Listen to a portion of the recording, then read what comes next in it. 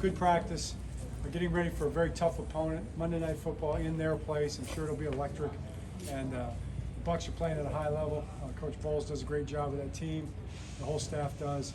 Baker Mayfield playing at a high level.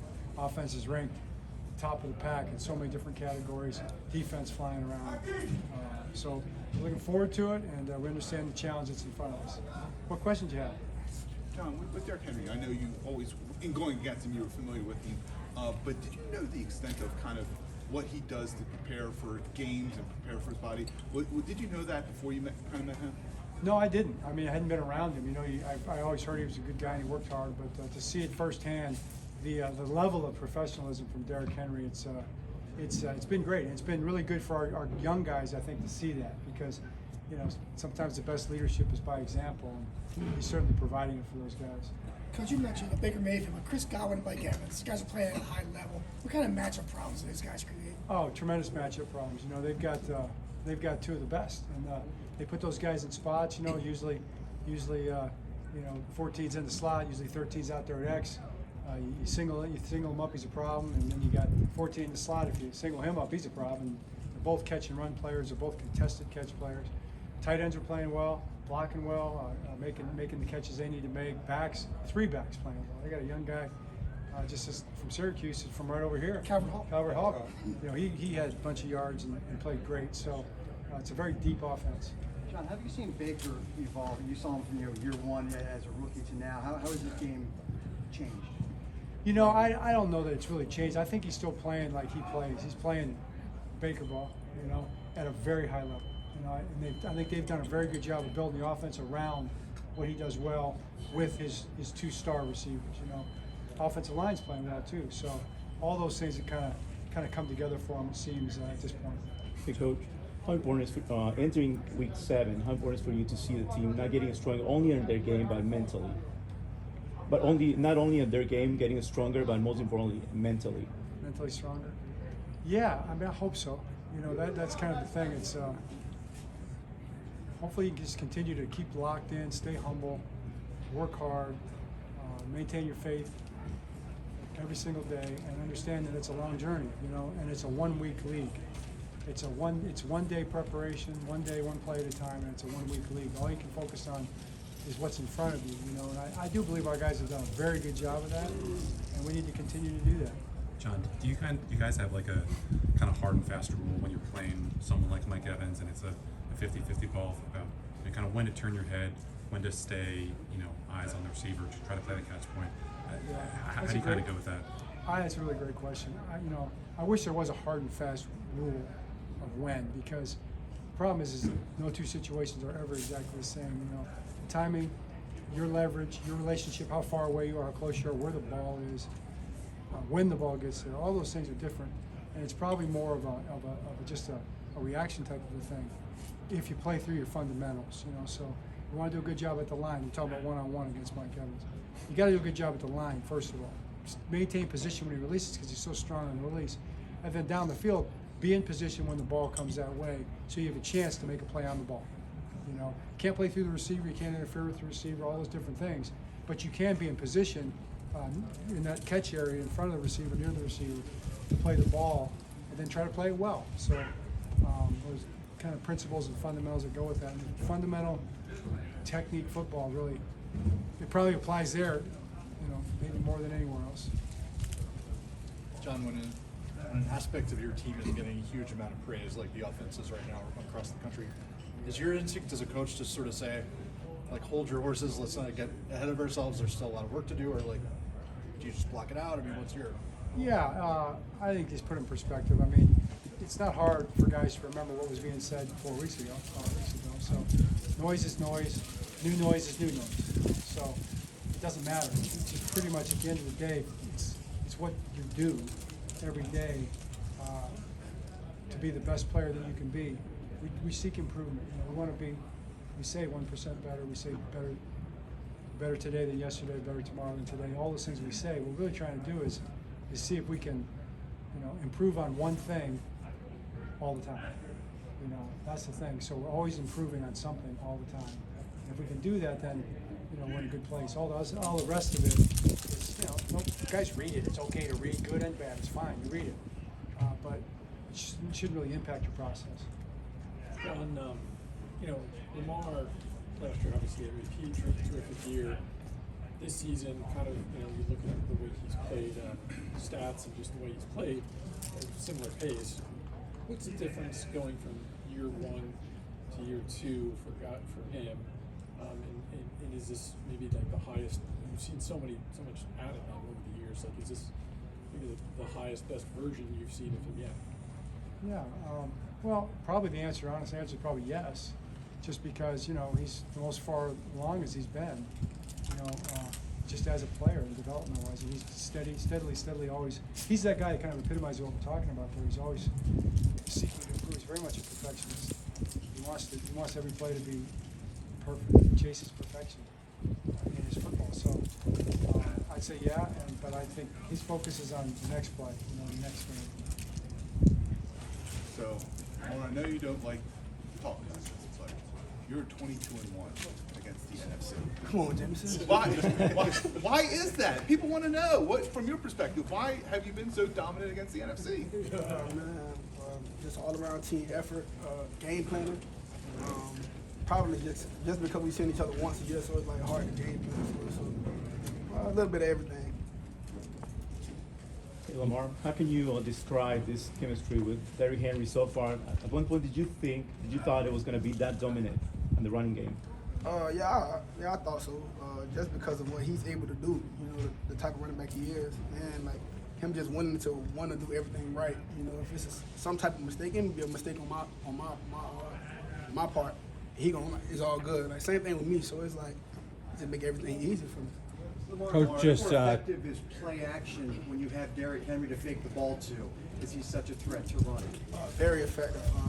Guys they trying to stop him before he gets started. So they trying to hit ABC gap. It really don't matter. They just trying to stop him in the backfield before he get the rolling. Get to the second level or third level. So that play action is definitely effective. Lamar, I know you like to say you don't play against the other quarterback, you play against the defense, but what's your relationship with Baker Mayfield, and do you have any extra kick when you play against another quarterback that was in your draft class? No, I just want to win. I go out there and I just want to look at every game the same way. And he's a tremendous quarterback. He has been since college. Ever since I've known him, even going back to Heisman. Both of us won Heisman the year back to back from each other.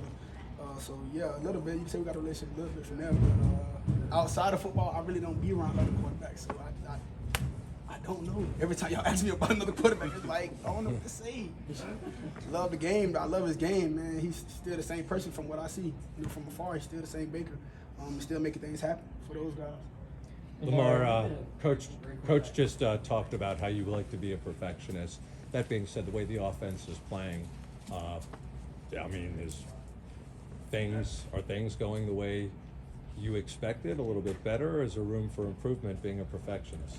Definitely room for improvement because sometimes things go the way I want it to and sometimes it don't.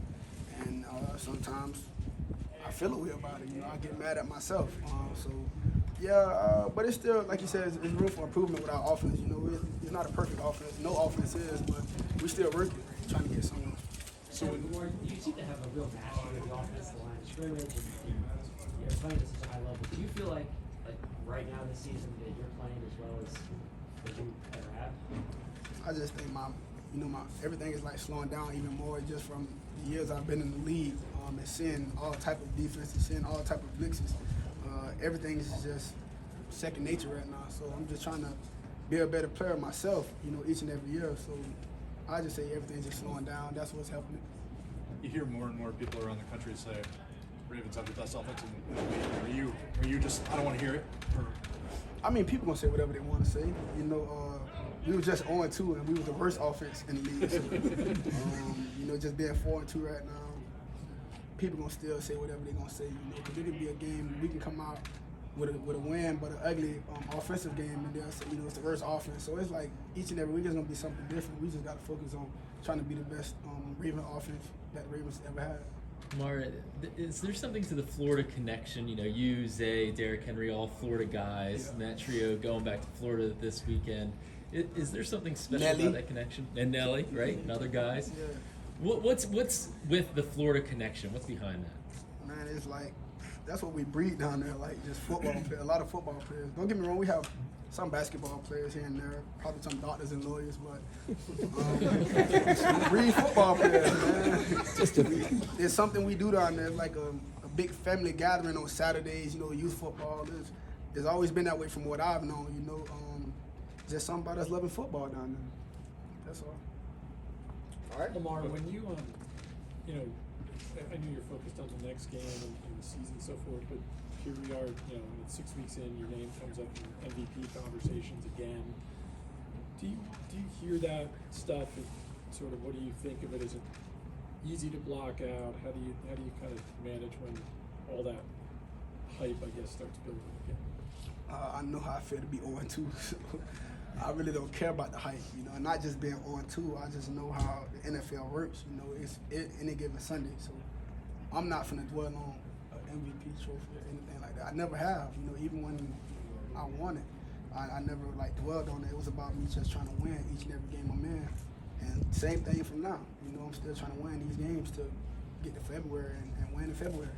Lamar, I think people won't want to know. Did you say on that inbreaker to Rashod, there we go? No, I didn't say that. Okay. I don't know who said it. Somebody probably recorded and said it. Like, it wasn't me though. I ain't say nothing.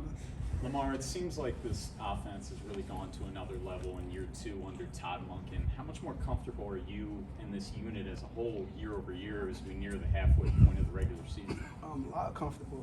Just same terminology, just hearing it a year, being involved in it in a year, and just talking with Coach, you know, about things I see, what I see on the field, what I don't see, and just hearing his take on what, you know, what he gets a lot of plays and here and there.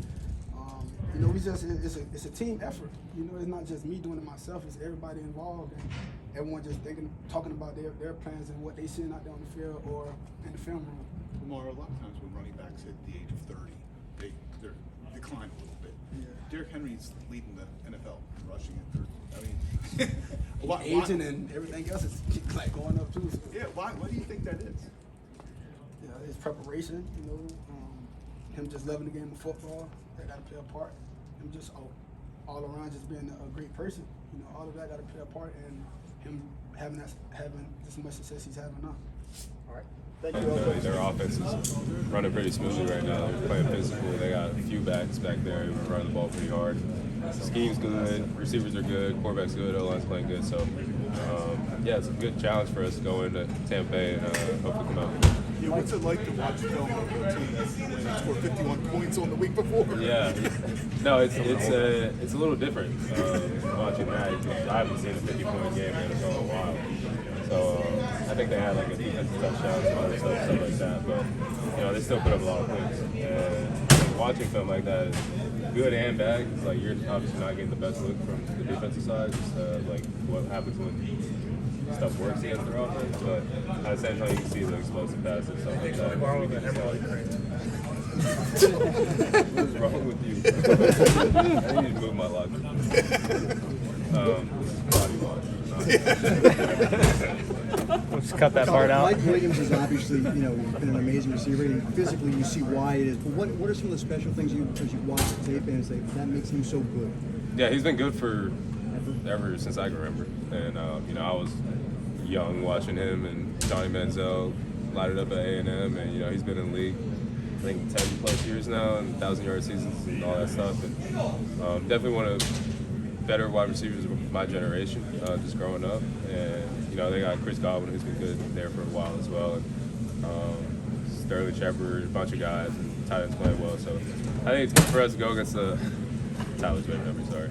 Go against the offense that's pretty much hitting on all cylinders right now. It's a good challenge for us. Kyle, what is your excitement level watching your offense? And if you were on another team and you had to go against your offense, what would cause you the most worry? What would cause you the most anxiety? Yeah, I was actually just talking to Zach Orr about that today, just watching our offense operate out there. I don't know why everybody's messing with me today. Me, Steve's got something to say too, but I was like, how would you stop Zay Flowers? And he just gave me like I don't know, good thing we don't have to worry about it. But I think I said something to the defense, just the DBs on the sideline, like during the Bengals game, saying like the offense is doing all they can. Like it's up to us to go out there and win the game. So I think they keep performing how they're performing. We keep getting better. I think it's going to be hard to beat us. Brandon, coach saying that he's been playing really good. Quick passes with the matches against him. Because what are the efficiencies you guys got with those as well as what are you seeing from him this season? Yeah, I think we need to start catching the ball. One, just get more picks, more turnovers, stuff like that. But yeah, I think it goes back to technique, and we're challenged so much in practice that I feel like in the game it kind of just comes naturally. Me and just speaking on BC, just giving him his flowers. I think he's one of the most underrated players in this league, not just corners. Does his job week in, week out. We ask him to do a ton, and he does it. And me and Marlon were golfing the other day, and we were just talking about BC, and saying like he's really. I think if you know football and watch it at a close level, like you can appreciate what he does, and he's really like one of the most technical corners like in the NFL that we have in our league. And it's impressive to see how patient, how composed he is, just on a play in, play out basis. His technique never changes, and you know he's a one-play mentality kind of guy, and it's fun to play with him. What's the emotion? You know, you guys have forced a ton of tight window throws. Like they haven't been easy completions by any means. Do you kind of take that into account when you're evaluating how you're playing as a secondary?